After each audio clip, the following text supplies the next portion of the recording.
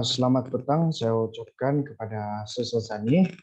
Pada hari ini saya akan membentangkan tentang artikel yang telah diberikan.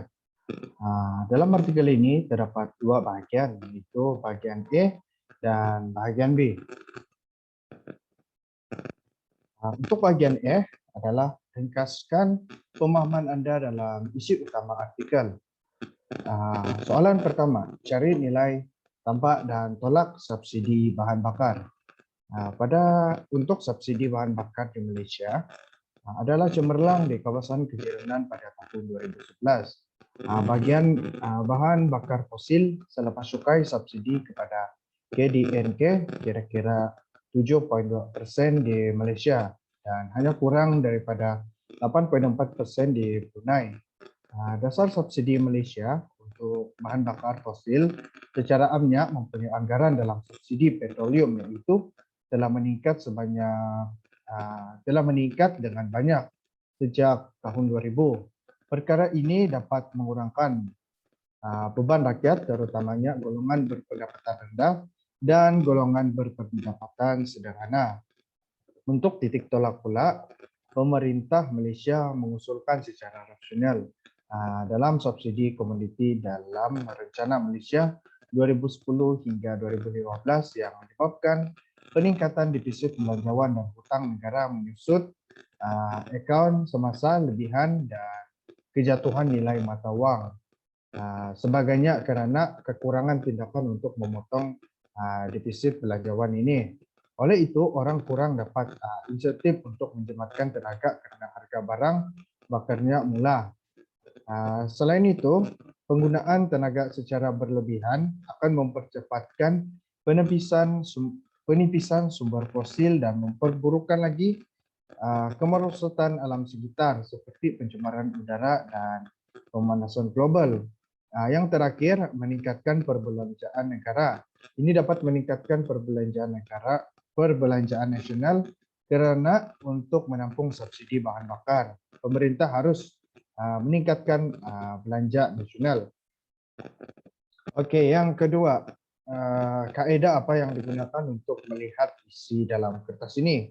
Okey, kaedah yang digunakan untuk melihat isi dalam kertas ini ialah sastra kuantitatif, iaitu menggunakan model berangka untuk menganalisis ekonomi, persekitaran dan kesan kesejahteraan subsidi tenaga sebagai kajian kualitatif berbeza dari segi skop, metodologi dan tahun rujukan. Hasil yang diperoleh agak berbagai dan tidak dapat dibandingkan secara langsung. Yang seterusnya, 3, data dan contoh yang dikutip dari mana bukti diambil, adakah bukti tersebut boleh dipercaya. Okey, di sini saya mendapati data dan contoh dikutip daripada sumber-sumber yang boleh dipercaya. Sebagai contoh, data dikutip dan diambil dari data KDNK, DOS, Malaysia Energy Statistic Handbook dan jurnal lain yang boleh dipercayai. Data-data ini digunakan untuk menyokong hujah-hujah yang telah disampaikan dalam kajian ini. Soalan keempat, hujah utama. Senaraikan sekurang-kurangnya 2 argumen utama.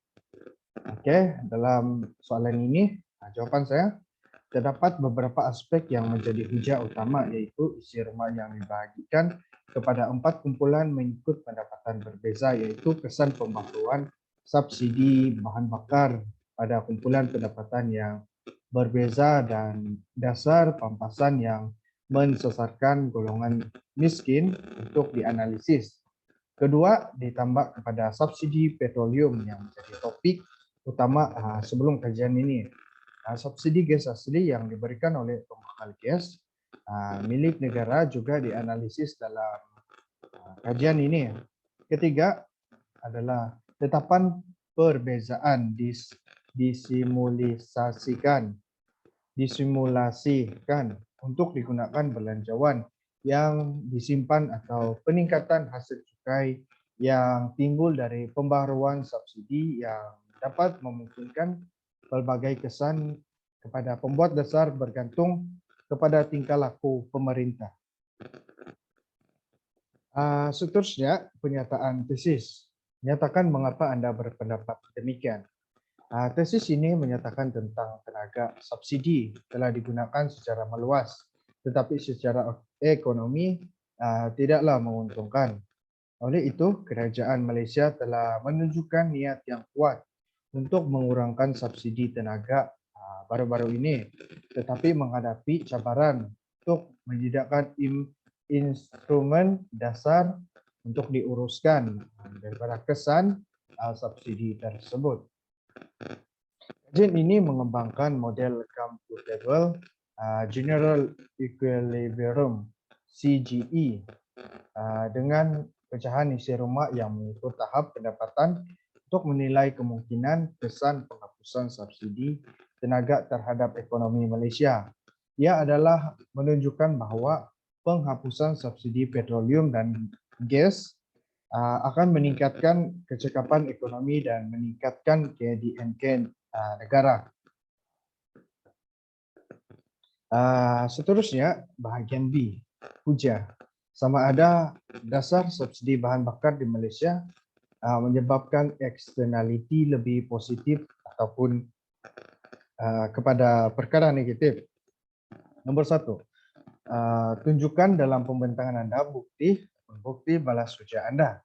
Okey, di sini dasar subsidi bahan bakar di Malaysia menyebabkan eksternaliti lebih kepada kesan negatif. Perkara ini disebabkan dasar subsidi yang dibuat membawa pelbagai masalah kepada negara pada akan datang seperti melambatkan pembangunan negara. Okey, sekiranya subsidi diteruskan, kerajaan tidak dapat menampung perbelanjaan pada jangka masa yang panjang. Malah, kerajaan akan muflis dalam jangka beberapa tahun sekiranya perbelanjaan negara tidak dikurangkan. Dalam perkara ini kita tahu bahawa negara dibebani oleh pelbagai dan banyak jenis hutang yang perlu ditanggung oleh negara. Okey, seterusnya, nyatakan hujah Anda sekurang-kurangnya 1 tetapi boleh mencapai 3. Okey, hujah saya di sini adalah keperluan untuk mengurangkan subsidi negara adalah perkara terbaik untuk merealisasikan impian Malaysia untuk fokus kepada kemajuan pembangunan. Pengurusan subsidi ini memberi impak kepada peningkatan kadar inflasi di negara disebabkan kenaikan harga barang, minyak dan sebagainya. Namun, inflasi yang akan berlaku di negara Malaysia dapat dikawal dan diuruskan dengan cekap dan baik. Walaupun kerajaan mengurangkan pemberian subsidi, perkara ini dapat dikawal sekiranya pengurangan subsidi dilakukan secara berperingkat-peringkat. Hutang negara akan meningkat setiap tahun sekiranya negara terus bergantung kepada pemberian subsidi kerajaan ini. Dasar subsidi yang berterusan ini mampu memberi kesan yang sangat besar kepada pembangunan negara. Oleh itu, subsidi ini perlu dikurangkan secara berperingkat. Sebagai contoh, pengurangan kepada subsidi gas yang mengakibatkan peningkatan tarif elektrik, kenaikan kadar tol, cas hospital, awam dan sebagainya. Selain itu, langkah dalam mengurangkan subsidi petrol secara berperingkat dalam usaha menjadikan Malaysia sebagai negara yang berpendapatan tinggi. Malaysia merupakan salah sebuah negara yang memberikan subsidi sebanyak ringgit Malaysia 24.8 bilion. Subsidi minyak sebanyak RM23.5 bilion dan makanan sehingga mencecah ringgit Malaysia 3.1 bilion.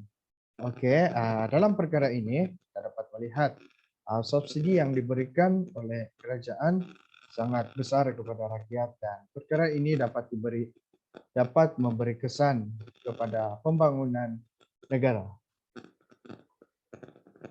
Okey, Seterusnya, pertahankan hujah Anda. Untuk pengurusan kepada subsidi di Malaysia, terdapat banyak perkara yang perlu diteliti dan diatur dalam melaksanakan pengurangan subsidi ini. Pengurangan kepada subsidi ini dapat mengurangkan perbelanjaan negara dan meyakinkan pelabur luar dalam tekad kerajaan memperbaiki angka defisit dan hutang. Merujuk kepada bajet 2013, kerajaan telah memperuntukkan ringgit Malaysia 37 bilion untuk subsidi sahaja. Jika pelarasan subsidi ini berjalan dengan baik, kerajaan akan dapat mengurangkan perbelanjaan sebanyak RM37 bilion pada setiap tahun. Lantasan hasil lebihan pendapatan ini dapat disalurkan kepada projek-projek pembangunan negara atau disalurkan kepada kebajikan rakyat.